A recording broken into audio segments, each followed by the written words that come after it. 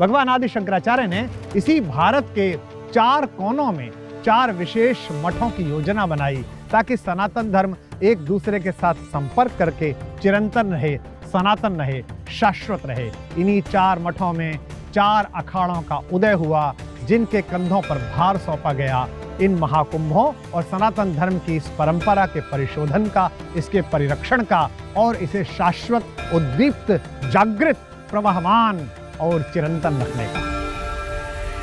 ब्रह्म सत्यम जगन मिथ्या जीवो ब्रह्मैव नापरः अनेन वेद्यम सच्छास्त्रमिति वेदांत ढिंडिमः। अद्वैत के इस जयघोष के साथ ही आदि शंकराचार्य ने पूरे भारत में सनातन धर्म की ध्वजा को फहरा दिया। ऐसा भारत जो अखंड है, जिसकी एकता सनातन के सूत्र में बंधी है, जहां ब्रह्म ही सत्य है। राम राम, मैं हूं कुमार विश्वास। हिंदू आस्था का सबसे बड़ा उत्सव, सनातनी परंपरा का सबसे बड़ा मेला, भारत ही नहीं विश्व के सबसे बड़े धार्मिक आध्यात्मिक आयोजन महाकुंभ में आप सबका स्वागत है। हमारे यहाँ कहते हैं अश्वमेघ सहस्राणि वाजपेय शतानि च लक्ष प्रदक्षिणा भूमे कुंभ स्नानेन तत्फलम। अर्थात 1000 अश्वमेघ यज्ञ कर लीजिए, 100 वाजपेय यज्ञ कर लीजिए, या 1,00,000 बार इस पृथ्वी की, इस धरती की परिक्रमा कर लीजिए। उसके बाद जो फल प्राप्त होता है, वही फल इस मनुष्य शरीर को कुंभ स्नान से मिलता है। लेकिन कैसे?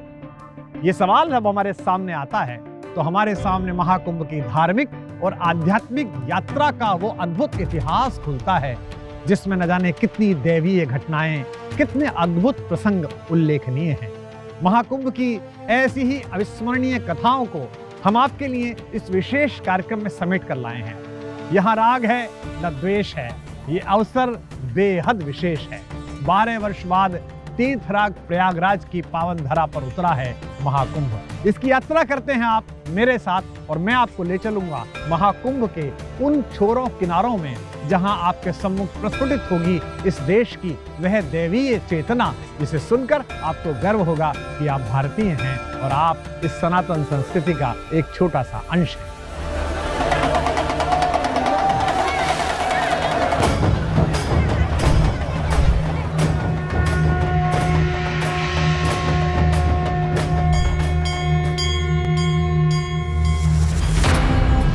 गगन के असंख्य तारों के बीच चमकते सूर्य की तरह है महाकुंभ। एक ऐसा महापर्व जहां श्रद्धा का विहंगम स्वरूप दिखाई देता है, जहां समर्पण की सरिता में जन सैलाब उतर जाता है।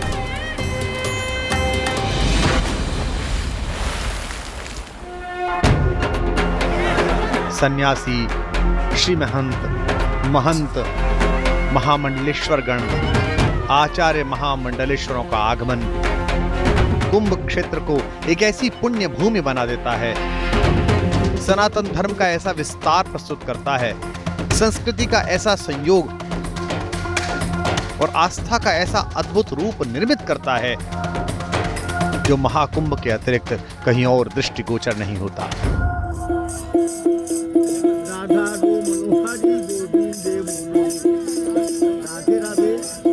यहाँ मंत्रोच्चार हैं, श्लोक हैं, योग है, संसार से वियोग भी है, आध्यात्म और आस्था में पगी पूरी एक परंपरा का समृद्ध और दुर्लभ क्षण है महाकुंभ।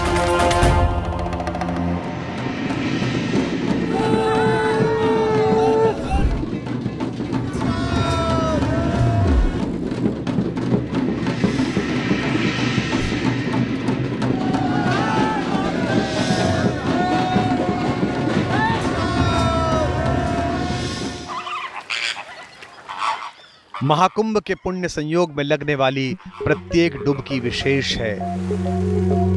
यहाँ का हर अर्घ्य, हर पुष्पांजलि, दीपांजलि, यज्ञ और हर आहुति का महत्व है।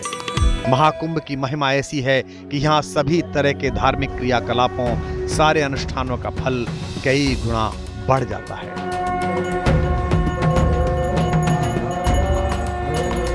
महाकुंभ में आनंद है, संतोष है, मोक्ष प्राप्ति की कामना है। यहाँ आत्मा परमात्मा की एकाकार अनुभूति का अमृत बरसता है। अमृत वर्षों के महापर्व का विशालतम आयोजन है महाकुंभ। महाकुंभ के विषय में अनेक कथा कथांतर चर्चित हैं, लेकिन इनमें सबसे पौराणिक और सबसे मानक कथा है अमृत मंथन की। महाकुंभ के आध्यात्मिक विस्तार की यात्रा पर हम सब चलें, इससे पहले आवश्यक है कि हम इस कथा को भी जानें और इस कथा के मर्म को भी जानें। बहुत सारी कथाएं हैं, लेकिन सबसे चर्चित कथा है महर्षि दुर्वासा के शाप की।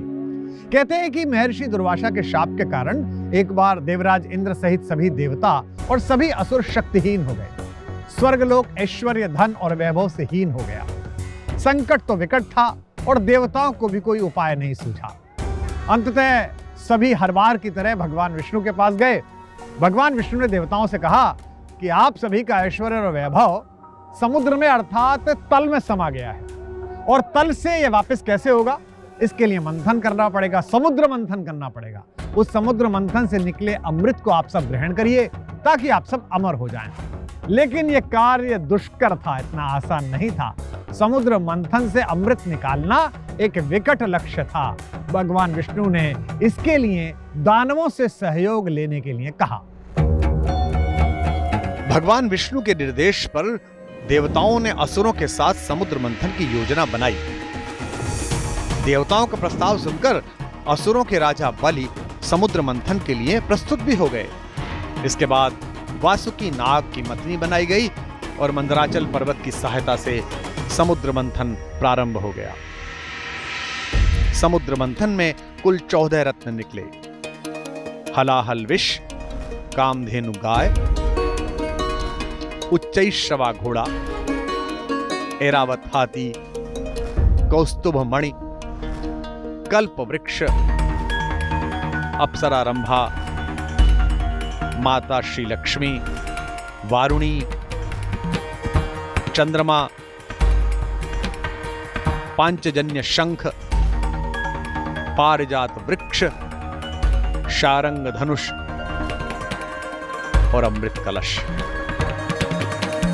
तो कथा के क्रम में यह सूचना आती है कि भगवान धन्वंतरी जब अमृत कलश लेकर प्रकट हुए तो देवताओं और असुरों के बीच उसे प्राप्त करने की संघर्षशील योजना बनी, जिसमें असुरों ने बड़ी छीना झपटी की, जो कि उनका स्वभाव है। इसी स्वभावगत झगड़े में अमृत कलश से कुछ बूंदें छिटक कर इस पृथ्वी के भाग्य में आईं। जिन 4 पुण्य नगरियों में जाकर ये अमृत कलश की अमृत बूंदें पड़ी, उन 4 नगरों में महाकुंभ का आयोजन होता है। ये नगरी हैं माया अर्थात हरिद्वार, उज्जैनी क्षिप्रा के तट पर, गोदावरी के तट पर नासिक और तीर्थराज प्रयाग। प्रत्येक 12 वर्ष की आवृत्ति में इनमें से एक नगर में महाकुंभ का महापर्व जुड़ता है और हम कहते हैं पुण्य फलें महाकुंभ चले। कुंभ के ज्योतिषीय योग का वर्णन वराह पुराण, नारद पुराण, शिव पुराण और ब्रह्म पुराण में विस्तार से मिलता है। ज्योतिषीय गणना के अनुसार 4 तीर्थ स्थलों पर कुंभ का आयोजन अलग अलग ग्रहों के संयोग के आधार पर होता है। प्रयागराज महाकुंभ का आयोजन भी इसी दुर्लभ ज्योतिषीय योग पर हो रहा है। मेष राशि गते जीवे मकरे चंद्र भास्करौ अमावस्या तदा योगः कुंभख्यस्य तीर्थ नायके। अर्थात जब मेष राशि के चक्र में बृहस्पति हो तब सूर्य और चंद्र के मकर राशि में प्रवेश करने पर अमावस्या के दिन कुंभ का पर्व प्रयाग में आयोजित किया जाता है। ज्योतिषीय गणनाओं के अनुसार गुरु बृहस्पति को सभी राशियों का चक्र पूरा करने में 12 वर्ष लगते हैं। पौराणिक कथाओं के अनुसार समुद्र मंथन से प्राप्त अमृत कलश को लेकर देवताओं और दानवों के बीच 12 दिनों तक युद्ध हुआ, जो पृथ्वी पर 12 वर्षों के बराबर है। इसीलिए महाकुंभ भी 12 वर्षों पर आयोजित होता है। तो महाकुंभ से जुड़ी हुई इन सारी कथाओं का सार क्या है? सार यही है कि सनातन की यह यात्रा जो प्रश्नों के निराकरण के लिए बनी है, जिसका सौंदर्य ही यह है कि प्रकृति में चेतना में, आध्यात्मिक जीवन में जितने भी प्रकार के प्रश्न हों, उनका उत्तर देने के लिए संतों की परंपरा सदैव उत्सुक है। वो आपका स्वागत करती है और इस प्रश्न को परिशोधन मानती है, इसका चिरंजीवी शाश्वत तत्व मानती है। यही एक तत्व सनातन धर्म को विश्व में अनोखा बनाता है। लेकिन सनातन धर्म की यात्रा उस महनीय भगवत व्यक्तित्व के बिना अपूर्ण है जिसने दक्षिण से यात्रा शुरू की, केदारनाथ में परम विश्राम लिया और जिनकी तपस्या, जिनकी उद्भूत प्रतिभा, जिनके एकाग्र चिंतन और जिनकी चिरंतन शाश्वत वाणी के कारण आज भी सनातन धर्म अपना उद्दीपन अनुभव करता है। और उनका श्री नाम है भगवान आदि शंकराचार्य। भगवान आदि शंकराचार्य ने इसी भारत के 4 कोनों में 4 विशेष मठों की योजना बनाई ताकि सनातन धर्म एक दूसरे के साथ संपर्क करके चिरंतन रहे, सनातन रहे, शाश्वत रहे। इन्हीं 4 मठों में 4 अखाड़ों का उदय हुआ, जिनके कंधों पर भार सौंपा गया। इन महाकुंभों और सनातन धर्म की इस परंपरा के परिशोधन का, इसके परिरक्षण का और इसे शाश्वत, उद्दीप्त, जागृत, प्रवहमान और चिरंतन रखने का। ब्रह्म सत्यम जगन मिथ्या जीवो ब्रह्मैव नापरः अनेन वेद्यम सच्छास्त्रमिति वेदांत ढिंडिमः। शंकर कहते हैं ब्रह्म सत्य है, ब्रह्मांड मिथ्या है, जीव ही ब्रह्म है और भिन्न नहीं है। इसे सही शास्त्र के रूप में समझा जाना चाहिए। यह वेदांत द्वारा घोषित किया गया है। अद्वैत के इस जयघोष के साथ ही आदि शंकराचार्य ने पूरे भारत में सनातन धर्म की ध्वजा को फहरा दिया। ऐसा भारत जो अखंड है, जिसकी एकता सनातन के सूत्र में बंधी है, जहां ब्रह्म ही सत्य है। ब्रह्म सत्यम जगन मिथ्या जीवो ब्रहेव नापरा। ब्रह्म ही सत्य है और जगत मिथ्या है। जीव ही ब्रह्म है और जीव और ब्रह्म में कोई भेद नहीं।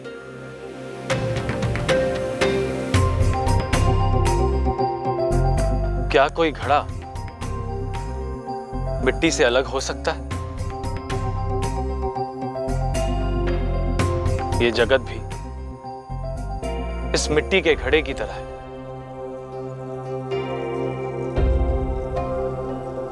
कोई ब्रह्म से अलग नहीं है, हर जीव ब्रह्म है। जिस अद्वैत वेदांत दर्शन से सनातन का प्रादुर्भाव हुआ, आदि शंकराचार्य ने उस सनातन धर्म के प्रचार के लिए पूरे भारत के कोने कोने का भ्रमण किया। आदि शंकराचार्य जी की यह यात्रा दिग्विजय यात्रा कहलाती है। इस यात्रा का प्रारंभ रामेश्वरम से हुआ। उत्तर में अलग अलग स्थानों से होते हुए यह यात्रा कश्मीर तक पहुंची। यहां शारदा पीठ में भगवान शंकराचार्य जी ने शास्त्रार्थ किया। पूर्व में वो बंगाल और असम तक गए। वहीं पश्चिम में तक्षशिला यानी आज के रावलपिंडी तक पहुंचे, जहां उन्होंने बौद्ध मत के दार्शनिकों से शास्त्रार्थ किया। आदि शंकराचार्य ने लगभग 84 संप्रदायों के आचार्यों से शास्त्रार्थ किया। उन्होंने जिन आचार्यों से शास्त्रार्थ किया, उनमें अधिकांश आदि शंकराचार्य जी के शिष्य बन गए। कश्मीर से कन्याकुमारी तक, काशी से केदारनाथ तक आदि शंकराचार्य ने दिग्विजय यात्रा के माध्यम से भारत के प्रत्येक हिस्से में सनातन धर्म की अलख को जागृत किया। भारत में सनातन संस्कृति कायम रहे, सनातन दर्शन के माध्यम से समाज में विभाजन को रोका जाए, इसी प्रयास में आदि शंकराचार्य जी ने भारत के 4 कोनों में इन महान मठों की स्थापना की। वेदांत मार्ग को लंबे समय तक चलाने के लिए सन्यासी संघ का गठित होना आवश्यक है और इसी के लिए भारत के चारों दिशाओं में मठों की स्थापना होगी। पद्मपाद, सुरेश्वर, हस्तामलक और टोटक।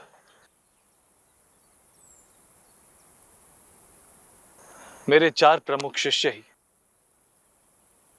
महाधीश होंगे और शेष अन्य शिष्य उनके सहायक होंगे। द्वारिका धाम में शारदा मठ, पुरी में गोवर्धन मठ, जोशी मठ में ज्योतिर्मठ और रामेश्वरम में श्रृंगेरी मठ। आदि शंकराचार्य ने हर मठ के लिए एक वेद और एक वेद महाकाव्य को प्रधानता देने के लिए कहा। उन्होंने इन 4 मठों से 10 संप्रदायों को जोड़ा। ये 10 संप्रदाय मठ के अधीन रहकर वेदों के संरक्षण और सनातन धर्म के प्रचार प्रसार में जुट गए। ये दशनामी संप्रदाय कहलाए। दशनामी जितने भी रहे हमने उनको इस हिसाब पे शंकराचार्य ने घटक माना कि यदि पूरी है तो किस स्थान के रहने वाले, गिरी है तो पहाड़ों के रहने वाले, गोस्वामी है तो वैष्णव आधार के ऊपर अपना जीवन व्यापन करने वाले, उनका प्रचार प्रसार करने वाले, कि जितने दशनाम हैं इन दशनामों के आधार पर इन्हें दशनामी संप्रदाय माना। यानी कि सनातन के वाङ्मय में जो शैव और वैष्णव है उनकी सायुज्यता दशनामियों के अंदर आई और उसको एक संप्रदाय के रूप में करा। मान्यता है कि आदि शंकराचार्य जी ने दशों दिशाओं में सनातन धर्म की रक्षा और उसके विस्तार का दायित्व दशनामी संतों को सौंपा था। इसके बाद ही अखाड़ों की स्थापना प्रारंभ हुई। भगवान शंकराचार्य द्वारा स्थापित इन 4 मठों में कैसे दशनामी संप्रदाय के माध्यम से अखाड़ों का निर्माण हुआ। इन अखाड़ों में ही सनातन धर्म का रंग खिलता है और इन्हीं अखाड़ों से महाकुंभ में एक विहंगम स्वरूप प्रस्तुत होता है। इन अखाड़ों की योजना के बिना महाकुंभ अपूर्ण है, हमारी सनातन की परंपरा अपूर्ण है। कैसे इन अखाड़ों ने भारत के सर्वाधिक कष्टकर चुनौतीपूर्ण समय में सनातन धर्म की धर्म ध्वजा को अपनी अस्थियों का शीर्ष बनाकर दधीचि के रूप में अपना देह दान कर अपना पुरुषार्थ, अपनी तपस्या को एकग्रीभूत करके जीवित रखा है, संदीप्त रखा है, चिरंतन रखा है, सनातन रखा है। अखाड़ों की इस महनीय परंपरा पर हम विस्तार से चर्चा करेंगे। संगम नगरी प्रयागराज में लहराती धर्म ध्वजाएं, श्रद्धालुओं के उमड़ते सैलाब के बीच महाकुंभ में विराट सनातन परंपरा की महनीय तस्वीर दिखाई देती है। और इस महाकुंभ में दृष्टिगोचर होते हैं अलग अलग अखाड़ों के वे अनगिनत साधु सन्यासी जो सनातन धर्म चिंतन और सनातन संस्कृति के रक्षक कहे जाते हैं।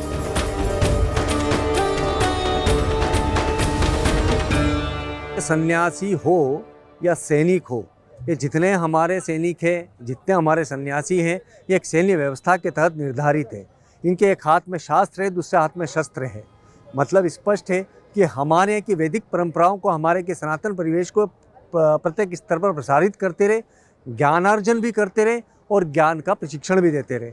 साथ में जब तक राष्ट्र के ऊपर कोई आक्रांताओं का आक्रमण होता है या सनातन का विघटन की कोई साजिश रखता है तो ऐसे समय पे उनके हाथ का शस्त्र भी कारगर आता है। अब सनातन धर्म के रक्षक जो है हमारे आज से नहीं, ये अनंत आदि काल से ही चलता आ रहा है।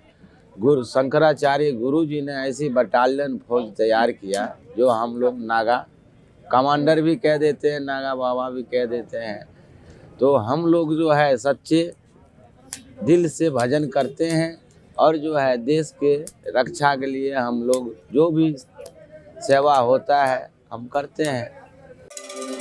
सनातन धर्म में अखाड़ों का योगदान कितना महत्वपूर्ण है, महाकुंभ में इन अखाड़ों का जुटना क्यों आवश्यक है, अलग अलग अखाड़ों के नियम कानून क्या है, महाकुंभ के महाआयोजन में जुटे इन अखाड़ों को देखकर इन प्रश्नों का उत्तर सहज ही आपको प्राप्त होने लगता है। भारत एक देश मात्र नहीं अपितु एक विचार है। सनातन केवल एक धर्म नहीं अपितु एक विस्तार है। और सनातन धर्म के इसी विस्तार का प्रभाव है कि बैरम खां जैसे योद्धा के पुत्र कवि अब्दुल रहीम खान खाना ने जब इसी माँ गंगा की स्तुति की तो उन्होंने अपनी धार्मिक परंपराओं के विपरीत माता से ये वर मांगा कि हे माँ, जब तू मेरे इस शरीर के अंश का वितरण करे तो तू मुझे विष्णु का लोक न देकर शिव का लोक देना, ताकि हे माँ गंगा तू चरणों की अपेक्षा मेरे शीश पर विराजमान रहे। अच्युत चरण तरंगिणी शंकर मौल मालिती माले, मम तन वितरण समय हरता देय नमे हरिता। यह कहने वाले रहीम की गंगा, छोटे ठाकुर भगवान कृष्ण की लीलाओं से बूझती हुई यमुना और मेरे आपके संवाद का माध्यम बनी माता सरस्वती के इस पवित्र संगम पर आयोजित यह महाकुंभ अपने आप में विस्तार है वेदांत का, अपने आप में दर्शन है सांख्य का, अद्वैत की उस अवधारणा का जिसे एक ऐसे युग पुरुष ने, एक ऐसे भगवत व्यक्तित्व ने गुंजायमान किया, जिनके कारण सनातन की पताका विश्व में ऊंची लहरती है। आद्य शंकराचार्य की उपस्थिति मात्र से यह कुंभ उनकी आभा से गूंज उठता है। उन्हीं के द्वारा स्थापित दशनामी संप्रदाय और इन्हीं अखाड़ों के महत्व से कुंभ की गाथा चलती है। विपरीत परिस्थितियों में, बाहर के आक्रमणों के समय, अनेक संस्कृतियों के संक्रमण के समय भी इस महाकुंभ ने भारत की आध्यात्मिक चेतना, हमारी विचारशीलता और इतने सारे दीपित मनुष्यों के समुच्चय से पैदा एक पराभौतिक आध्यात्मिक शांति का एक ऐसा उत्सव प्रकट किया है, जिसमें नहाने के लिए 40-40 करोड़ लोग एक नगर में, एक नदी के तट पर 12 वर्ष में उपस्थित होते थे। विश्व में कहीं उदाहरण नहीं है इस उपस्थिति का, इस प्रकार के संगम का। तो संगम के इसी तट पर दशनामी संप्रदाय के बारे में विस्तार से चर्चा करेंगे, अखाड़ों की भूमिकाओं पर चर्चा करेंगे और इन 4 मठों के वेद और वेद वाक्यों से संचालित होने वाली परंपराओं पर भी आपसे संवाद करेंगे।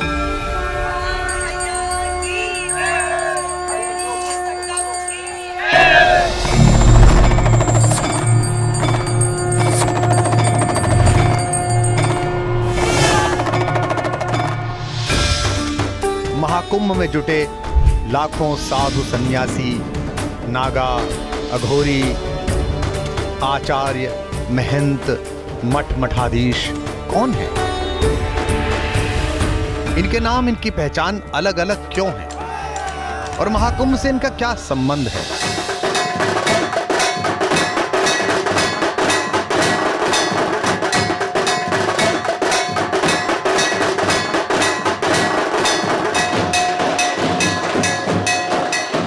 इस प्रश्न से दशनामी संप्रदाय और अखाड़ों का वो पौराणिक इतिहास सामने आ जाता है जिनकी हर कड़ी पूज्य आदि शंकराचार्य से जुड़ती है। आदि शंकराचार्य जी ने ही 4 मठों से 10 संप्रदायों को जोड़कर सनातन धर्म की रक्षा की अद्भुत व्यूह रचना की।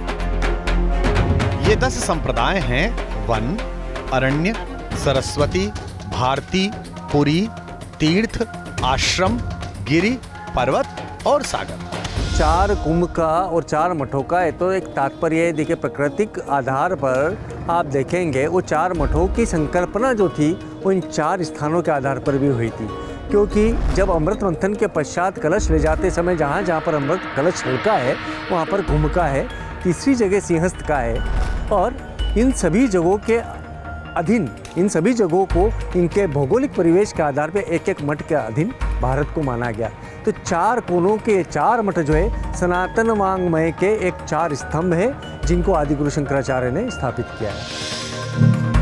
दशनामी में तीर्थ और आश्रम पद के सन्यासी शारदा मठ से संबद्ध किए गए हैं, जबकि गोवर्धन मठ से वन और अरण्य को जोड़ा गया है। श्रृंगेरी मठ से सरस्वती, पुरी और भारतीय संप्रदाय संबद्ध है। वहीं ज्योतिर्मठ से गिरि, पर्वत और सागर संप्रदाय के सन्यासी जुड़े हुए हैं। दशनामी संप्रदाय से जुड़े सन्यासी संयमित जीवन जीते हैं। भिक्षाटन, ईश्वर का ध्यान और साधना उनकी दिनचर्या का हिस्सा है।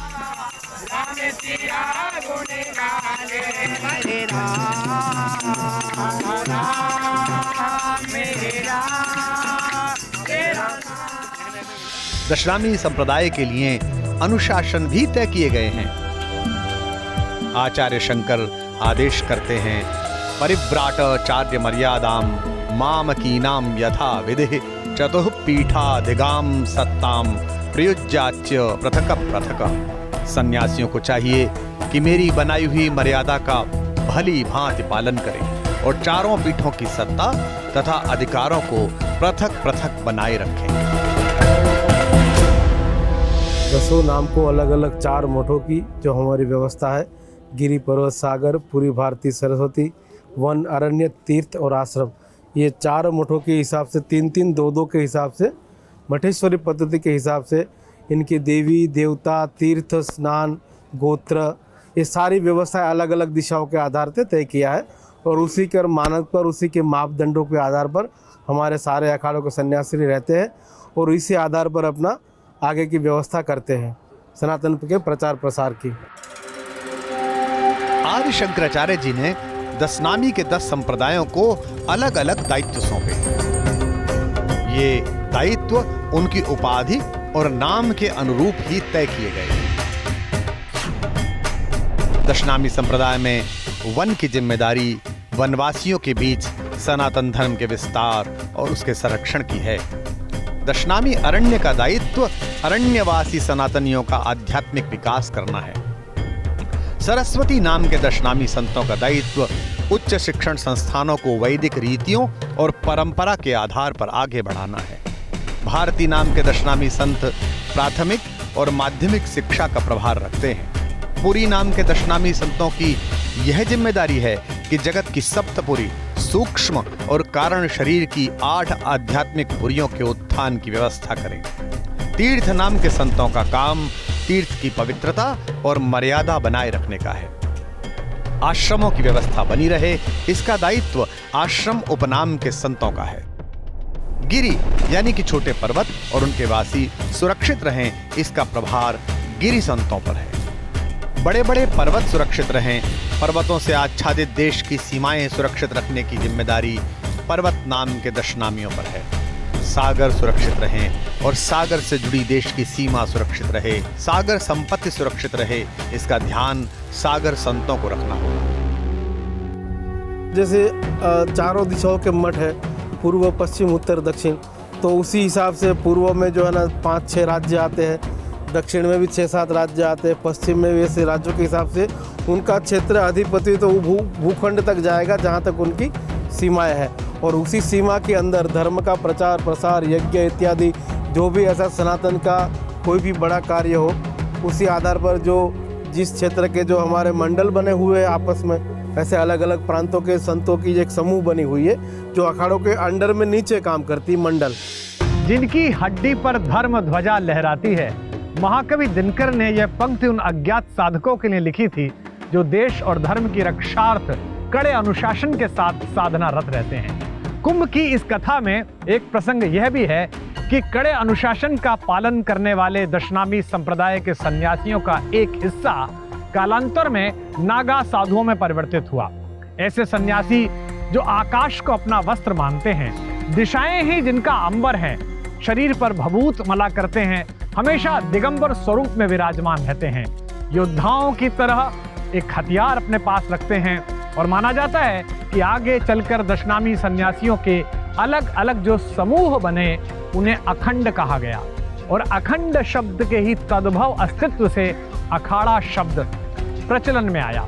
इन अखाड़ों की स्थापना का उद्देश्य था सनातन की परंपरा का संवर्धन, सनातन धर्म की परंपराओं की रक्षा और विधर्मियों के आक्रमण के समय भारत के संपूर्ण तीर्थ स्थानों की मान मर्यादा की सुरक्षा, जिसमें वो अनंत काल से प्रहरी की भांति निष्काम भाव से रत हैं। हम अखाड़ों की उस पूरी परंपरा को अपने समस्त आदर व श्रद्धा के साथ सादर प्रणाम करते हैं। सनातन धर्म के संरक्षण के लिए अखाड़े के रूप में जो पहला आवाहन हुआ उसे आवाहन अखाड़ा नाम दिया गया। क्योंकि यह नई परंपरा का श्री गणेश था, इसलिए इस अखाड़े के इष्ट देव भगवान श्री गणेश को बनाया गया। कालांतर में इन अखाड़ों की संख्या बढ़ती गई और 13 अखाड़ों की स्थापना हुई। इनमें 6 सन्यासी परंपरा के अखाड़े, आवाहन अखाड़ा, अटल अखाड़ा, आनंद अखाड़ा, जूना अखाड़ा, निरंजनी अखाड़ा और महानिर्वाणी अखाड़ा। इनमें सबसे ज्यादा नागा संत जूना अखाड़ा में है। सन्यासियों के 7 अखाड़े हैं जिनको शैव्य अखाड़े बोला जाता है। उनमें 7 अखाड़ों में दशनामी सन्यासी रहते हैं। उनकी अपनी एक परंपरा है सभी अखाड़ों की। सभी अखाड़ों का जब निर्माण हुआ तो सब ने युद्ध लड़ाए नागा सन्यासियों ने। तो नागा सन्यासियों की जो सेना गठित की आदि गुरु शंकराचार्य जी ने, वो इसीलिए की कि पहले हमारे जो महात्मा होते थे वो शास्त्रों का अध्ययन करते थे। तो जो शास्त्र का अध्ययन करता है वो किसी से लड़ नहीं सकता। सातों की सातों अखाड़ों के नागा सन्यासी और सन्यासी बनाने की जो प्रक्रिया है, विजया हवन एक शब्द है, परंतु मंत्र सबके अलग हैं, प्रक्रियाएं सबकी अलग हैं, आचार्य सबके अलग हैं।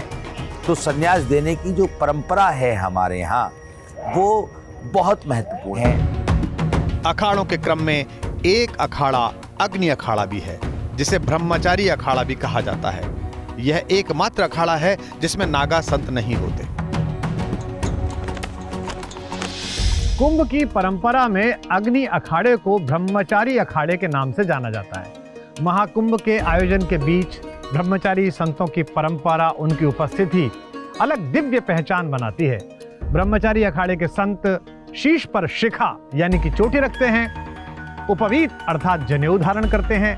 शिखा और सूत्र को धारण करना ब्रह्मचारियों को अन्य सन्यासियों से भिन्न बनाता है। इसके साथ ही अग्नि अखाड़े में नागा संतों के सम्मिलित होने की व्यवस्था नहीं है, जबकि सन्यासी अखाड़ों में नागा परंपरा है।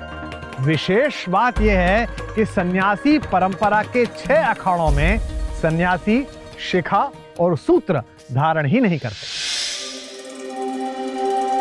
कुल 13 अखाड़ों में 3 अखाड़े वैष्णव परंपरा से आते हैं। वैष्णव अखाड़ों के साधु संत भगवान विष्णु और उनके अवतारों के उपासक होते हैं।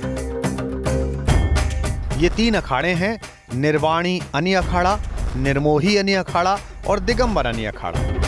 जो अपने सिद्धांतों पर अडिग रहे और दूसरों को भी सिद्धांतों से हिलने न दे, जो इस प्रयत्न में क्रियाशील हो, वो अखाड़े हैं।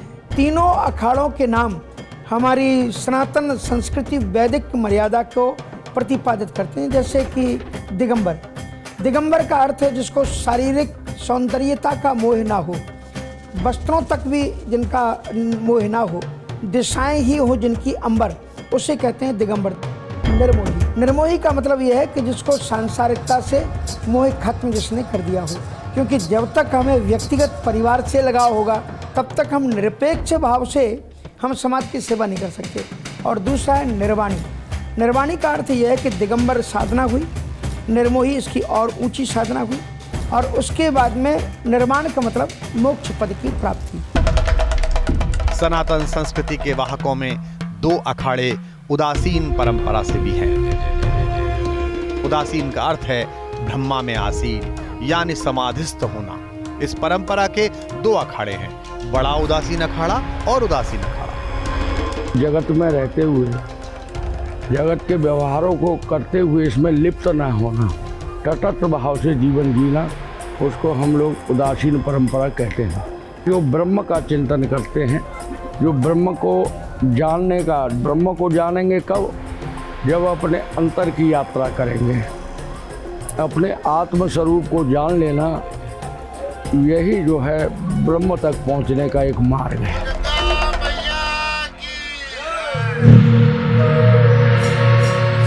तेरह अखाड़ों में एक अखाड़ा सिख संप्रदाय से भी जुड़ा है और इस अखाड़े का नाम है निर्मल अखाड़ा। निर्मल अखाड़े का भी लंबा और गौरवशाली इतिहास रहा है। निर्मल परंपरा ये है कि हम श्री गुरु ग्रंथ साहब जी का हमारे यहाँ प्रकाश होता है और हमारा इष्ट देव भी श्री गुरु ग्रंथ साहब है। और हमारे निर्मल इसलिए हैं कि हमारे यहाँ कोई भी नशा हम आने नहीं देते अंदर। हमारे यहाँ बिल्कुल वर्जित है, नशों के बिल्कुल हम खिलाफ हैं। और पूजा पाठ में हम विश्वास करते हैं और बाह्य आडंबर में हम विश्वास नहीं करते। महाकुंभ के दौरान अखाड़ों की गौरवशाली परंपरा की झलक स्पष्ट दिखाई देती है। महाकुंभ के दौरान अखाड़ों के सबसे बड़ा पद यानी आचार्य महामंडलेश्वर स्वयं वहां उपलब्ध होते हैं। महामंडलेश्वर के निर्देशन में ही अखाड़े का संचालन होता है। आचार्य महामंडलेश्वर के बाद महामंडलेश्वर का पद होता है। महामंडलेश्वर मठ के संचालन और महाकुंभ के आयोजन में अपनी महत्वपूर्ण भूमिका निभाते हैं। प्रयागराज महाकुंभ के आयोजन में इनकी महती भूमिका स्पष्ट देखी जा सकती है। जब कुंभ होता है तो सभी अखाड़ा यहाँ उपस्थित होते हैं, सभी अखाड़ा यहाँ अखाड़ों का अखाड़ा बनता है। और अपने अपने सभी जितने भी भारत में साधु संत हैं वो किसी न किसी अखाड़े से जुड़े होते हैं। साथ में 13 जो अखाड़े होते हैं वो उनके लिए सरकार भी कुंभ के लिए भारी व्यवस्थाएं करती है और सारे संत वहाँ उपस्थित होते हैं, अखाड़ा उपस्थित होते हैं। उनके बगैर अधूरा है मेला, कुंभ अधूरा है। उसमें आपको अच्छे बुरे और योगी, बहुत तरह के संत, बहुत तरह के ऋषि, बहुत तरह के साधक आपको देखने को मिलेंगे। उनका प्रभाव इतना बढ़ जाता है कि वहाँ की आभा, वहाँ की चमक एकदम बदल जाती है। वो एक नई दुनिया सा लगता है, जैसे लगता है साक्षात परमात्मा स्वयं वहाँ उतर आया। जाड़े पाले में, हिमालय की कंदराओं में, रेगिस्तान में घूमते हुए इन संतों की परंपरा को देखकर ऐसा लगता है कि ये सब स्वतंत्र अस्तित्व के साथ धर्म के रक्षार्थ भ्रमण कर रहे हैं। लेकिन अगर अखाड़ों की परंपरा में आप जाएं तो आपको आश्चर्य होगा कि इनका संचालन एक बहुत ही बेहतरीन संगठन कौशल के साथ होता है। अखाड़े के संत सन्यासियों की भूमिका उनकी जिम्मेदारी के अनुसार तय होती है और उसी प्रकार तय होता है उनका पद। जैसे अष्टकौशल महंत, ये रमता पंच की श्रेणी में आते हैं, यानी कि ये देश भर में भ्रमण करते हैं और इन्हें अपने अपने अखाड़ों में औचक निरीक्षण और व्यवस्था को दुरुस्त रखने का अधिकार प्राप्त होता है। अखाड़ों में कारोबारी, कोठारी और कोतवाल का पद भी अद्भुत रूप से महत्व रखता है। इनकी जिम्मेदारी है कि अखाड़े की दैनंदिन व्यवस्थाओं को बनाए रखें। कोठारी अखाड़े में धर्मप्राण लोगों द्वारा दिए गए धन से आए हुए भंडार को ठीक प्रकार से व्यवस्थित रखते हैं और कोतवाल अखाड़े के बड़े संतों के अंगरक्षक या उनकी सार्वजनिक जीवन में सुरक्षा की भूमिका निभाते हैं। महाकुंभ में अखाड़ों की इन संगठनात्मक व्यवस्थाओं के बहुत ही स्पष्ट दर्शन होते हैं। अगर आपको ये सब व्यवस्था देखनी है तो आपको महाकुंभ में आना होगा और उसकी चेतना के साथ अगर आप एकाकार कर पाए तो महाकुंभ की भव्यता के साथ साथ उसकी दिव्यता को अनुभव करना आपके जीवन के सर्वश्रेष्ठ सौभाग्यों में सम्मिलित हो जाएगा। महाकुंभ के भव्य आयोजन की यात्रा भी सदियों पुरानी है। ऐसे कई आख्यान मिलते हैं कि प्रयागराज के महाकुंभ में राजा हर्षवर्धन आया करते थे। महाकुंभ को भव्य, दिव्य और आध्यात्मिक बनाने में उनकी महत्वपूर्ण भूमिका मानी जाती है। 6ठी शताब्दी में भारत आए चीनी यात्री वेइनसांग ने अपने संस्मरण में महाकुंभ में राजा हर्षवर्धन के सम्मिलित होने की चर्चा की है। वेइनसांग ने राजा हर्षवर्धन के अप्रतिम दान का उल्लेख करते हुए लिखा कि वे कुंभ में तब तक दान किया करते थे जब तक कि उनके पास के तमाम साधन और धन समाप्त न हो जाएं। यहाँ तक कि अंत में वे अपने राजसी वस्त्रों का भी दान कर दिया करते थे। जो संगम है वहाँ पर कोई भी चीज़ दान का ही महत्व है। वहाँ से अगर आप एक लोटा जल भी लेते हैं और अगर वहाँ पर दान करके नहीं लेते हैं तो उसका महत्व नहीं है। वो गंगा जल की वो शक्ति, वो पावर, वो परमात्मा के वो आशीर्वाद आपको प्राप्त नहीं होता है, क्योंकि हर्षवर्धन जी यहाँ पर आ करके सब कुछ दान करके जाते थे। इस वजह से एक तरह से देखा जाए तो कुंभ और आजकल दान का ही महत्व है इस युग में, इसलिए दान जो भी करेगा वो मोक्ष की प्राप्ति करेगा। राजा हर्षवर्धन के काल में महाकुंभ को पुनर्जागरण तक कहा गया और इस पुनर्जागरण में अखाड़ों का सबसे महनीय योगदान रहा।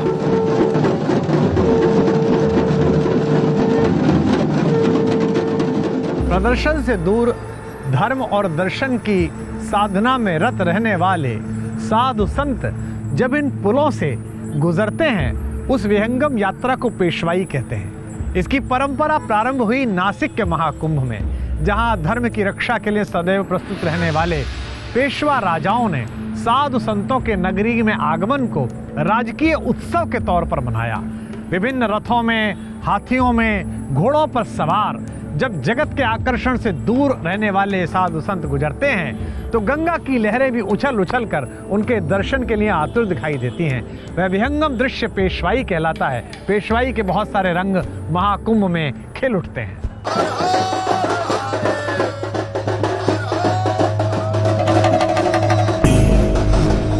महाकुंभ में शाही स्नान के अवसर पर हर हर महादेव के जय घोष करते नागा संतों के ये समूह प्रत्येक नागरिक को विस्मय से, आनंद से, आध्यात्मिक चेतना से और प्रणाम से भर देते हैं। सनातनी परंपरा का ऐसा अलौकिक दृश्य 12 वर्षों में केवल एक बार देखने को मिलता है।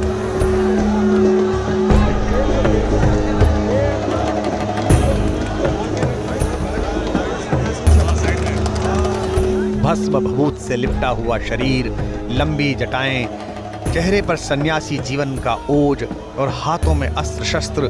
बीते 1500 साल में दुनिया बदल गई, लेकिन नागा संतों की परंपरा आज भी अक्षुण्ण दिखाई देती है।